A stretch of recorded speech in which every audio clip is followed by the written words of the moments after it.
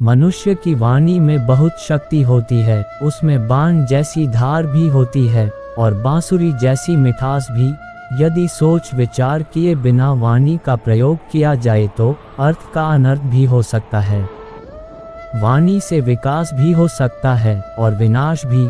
जब किसी दुख से घिर जाओ तो ये बात याद रखना कि कटा हुआ वृक्ष भी फिर से बढ़ता है और क्षीण हुआ चंद्रमा भी दोबारा बढ़कर पूर्ण हो जाता है। प्रकृति परिवर्तनशील है, जो इस बात को समझ जाता है वो विपत्ति में घबराता नहीं। छोटी मोटी घटनाओं से हताश मत होइए। देखा है ना, जो चंदन घिस जाता है वही भगवान के मस्तक पर लगाया जाता है, और जो नहीं घिसता वो सिर्फ जलाने के काम आता है। ज़्यादा खुश होने पर और ज़्यादा दुखी होने पर कभी भी निर्णय मत लीजिए, क्योंकि ये दोनों ही स्थितियां आपको सही निर्णय लेने नहीं देंगी। इंसान की शक्ति हमेशा उसकी आत्मा में होती है और आत्मा कभी विकलांग नहीं होती। सच्चाई के रास्ते पर चलते हुए अगर अकेले भी पड़ जाओ तो मायूस मत होना, क्योंकि अंधेरे को रोशनी में बदलने के लिए अकेला सूरज ही काफ़ी होता है।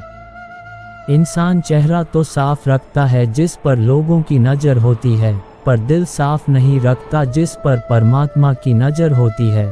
आज कौन से अच्छे कपड़े पहनूं जिससे मैं अच्छा दिखूं, ये तो हम हर रोज सोचते हैं, पर आज कौन सा अच्छा कर्म करूं जिससे परमात्मा को अच्छा लगे, ये कोई नहीं सोचता। एक बार एक व्यक्ति ने एक संत से पूछा, हम ईश्वर के आगे सिर क्यों झुकाते हैं? संत ने बहुत सुंदर उत्तर दिया, हमारी सारी चिंताएं हमारे मस्तिष्क में निवास करती है।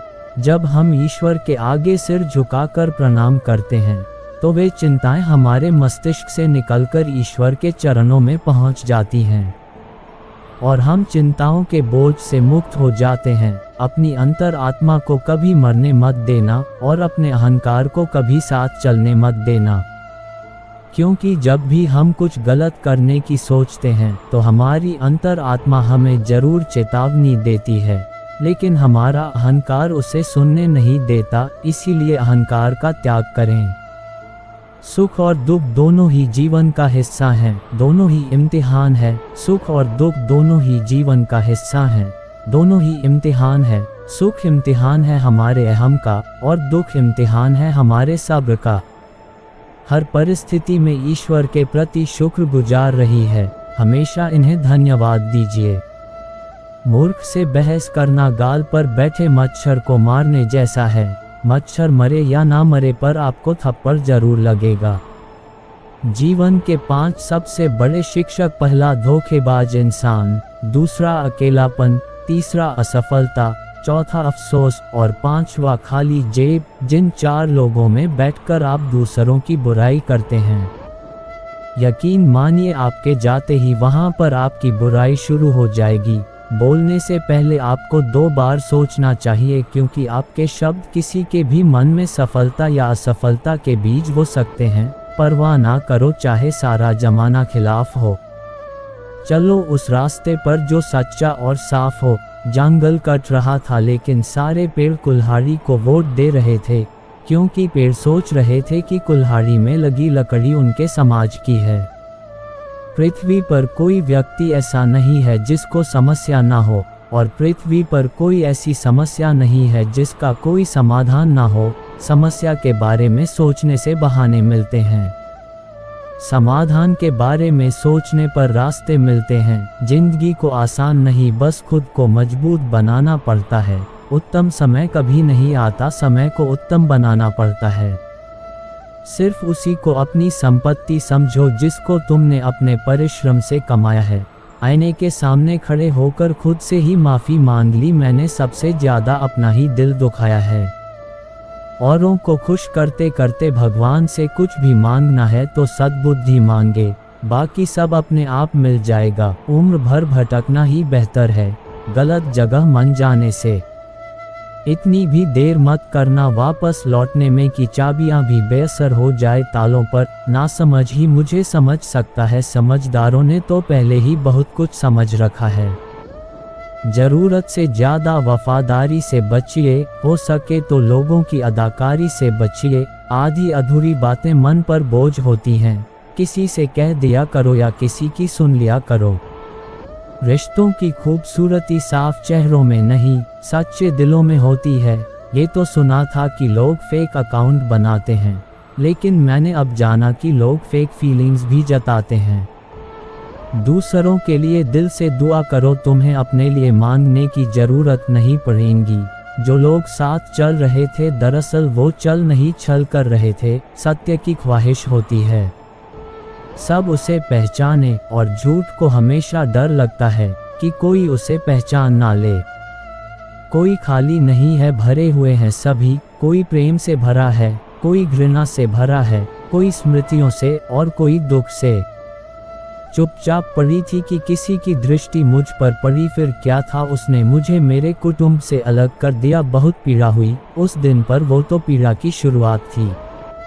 मुझे काटा गया, छांटा गया, फिर भी उसका मन ना भरा तो उसने सब कुछ मेरे अंदर से बाहर निकाल कर फेंक दिया और मुझ में छिद्र किए। पर ये क्या, जब उसने मुझे अधरों से लगाया तो मेरे भीतर से इतना मधुर संगीत निकला कि सब मोहित हो गए। मेरी सारी पीड़ा आनंद में बदल गई। अगर एक बांसुरी बनाने के लिए एक बांस को इतनी कठिन प्रक्रिया से गुजरना पड़ता है, तो क्या हमें जीवन में सब कुछ यूं ही मिल जाएगा? इम्तिहान तो हमें भी देने होंगे कई बार, और बहुत कठिन। तो फिर डरना किस बात का? अगर सूरज की तरह चमकना है तो फिर सूरज की तरह जलना भी होगा। अगर आपको भी जीवन में कुछ करना है तो आपको साहसी बनना होगा। एक बीज जब नन्हा पौधा बनता है तो वो पहली बार सूरज की किरणें देखता है, पर उससे पहले वो बीज कई दिनों तक अंधकार में पड़ा रहता है। वो अंधकार ही उसके संघर्ष का समय होता है। ऐसे अंधकार से घबराया नहीं जाता, वो तो निर्माण की प्रक्रिया का महत्वपूर्ण हिस्सा होता है। तो अगर आप भी वक्त की मार से गुजर रहे हो, घबराओ नहीं, तुम निखर रहे हो। पाँव होले से रख कश्ती से उतरने वाले जमीन अक्सर किनारों पर ही खिसका करती है। जब सोच में मोच आती है तब हर रिश्ते में घरोंज आ जाती है।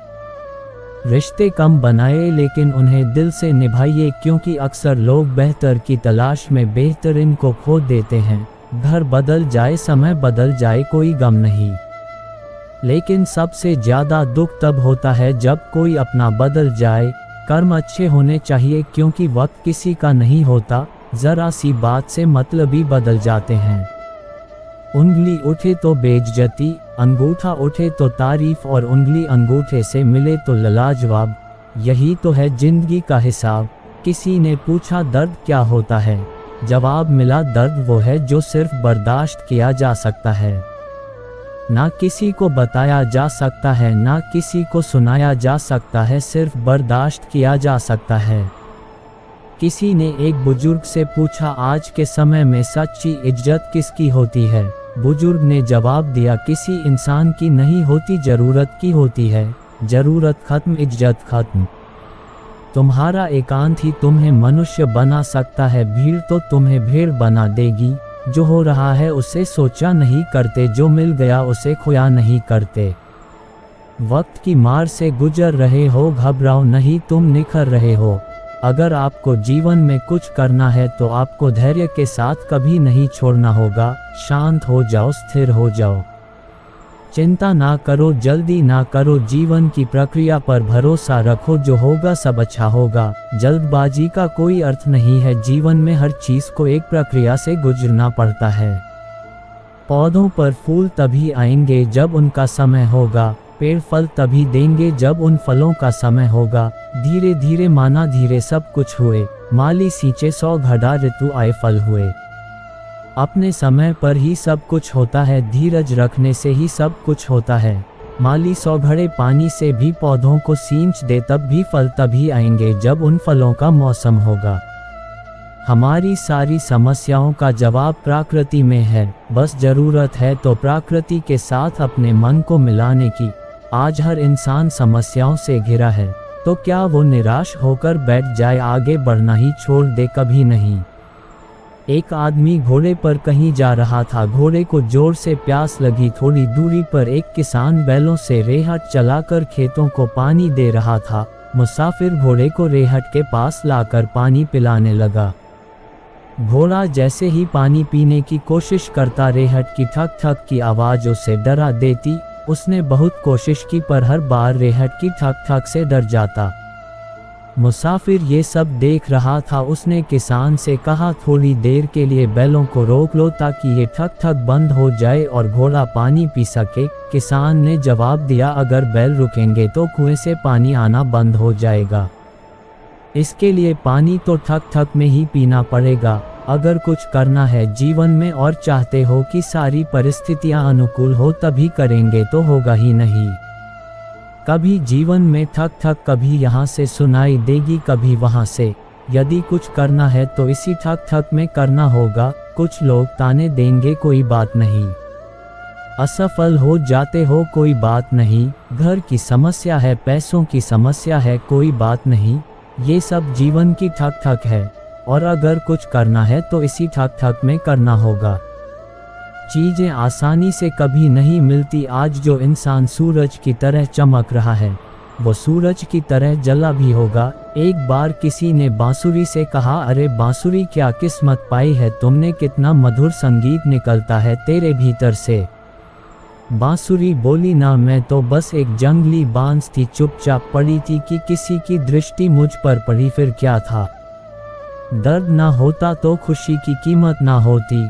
अगर मिल जाता सब कुछ केवल चाहने से तो दुनिया में ऊपर वाले की जरूरत नहीं होती। जिसे जीना आता है वो बिना किसी सुविधा के भी खुश मिलेगा। जिसे जीना नहीं आता वो सभी सुविधाओं के होते हुए भी दुखी मिलेगा। याद रखना, जिंदगी पेन ड्राइव की तरह नहीं है जिसमें आप मनपसंद गाना सुन सको। जिंदगी तो एक रेडियो की तरह है, उसमें जो बजेगा आपको सुनना पड़ेगा।